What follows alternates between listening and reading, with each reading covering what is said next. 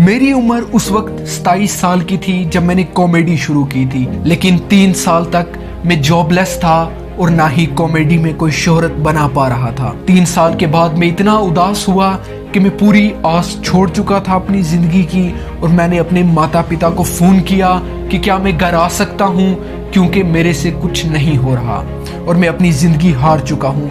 लेकिन मेरे माता पिता ने जवाब दिया, नहीं, तुम नहीं आ सकते। जो घर तुम छोड़ के गए थे तुम कभी भी वापस नहीं आ सकते एक अनसक्सेसफुल मैन के तौर पे। अगर तुम चाहते हो कि तुम अपने घर आओगे, तुम्हें अपने आप को प्रूव करना होगा। ये सुन के मैं और ही परेशान हो गया और मेरा दिल कर रहा था कि मैं सुसाइड कर लूं। मैं जिंदगी से इतना तंग आ चुका था कि मेरे पास और कोई ऑप्शन नहीं था। मैं अपने रूम में फ्लोरिडा में ऊपर से नीचे आ रहा था, सीढ़ियों पे चढ़ रहा था और उतर रहा था, मुझे कोई समझ नहीं आ रही। कभी नहा रहा था तो कभी साबुन लगा के ऐसे ही बैठ जाता था, क्योंकि मेरे सामने कोई भी रास्ता नहीं था। उसी वक्त मेरा मोबाइल बजा और मुझे कॉल आ गई।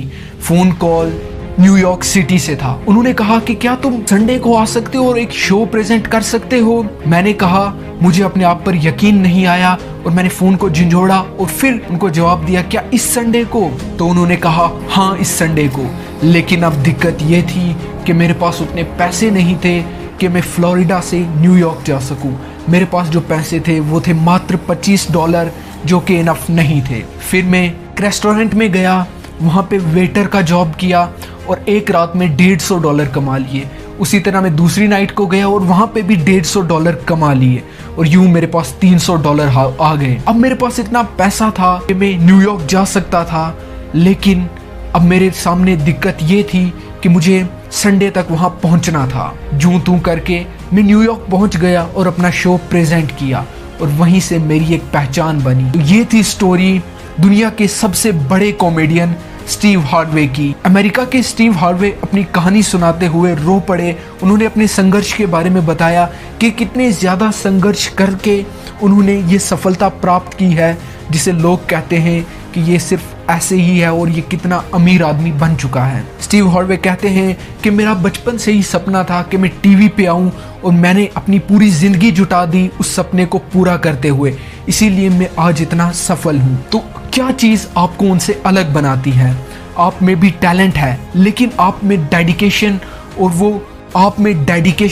और हार्ड वर्क कम होगा कहीं ना कहीं। अगर आप अपनी ज़िंदगी से भी परेशान हो, ये बात हमेशा याद रखना कि डेडिकेशन और हार्ड वर्क से आप कोई भी चीज़ अचीव कर सकते हो। अगर इस दुनिया में किसी भी एक आदमी ने वो गोल अचीव किया है तो आप भी ज़रूर कर सकते।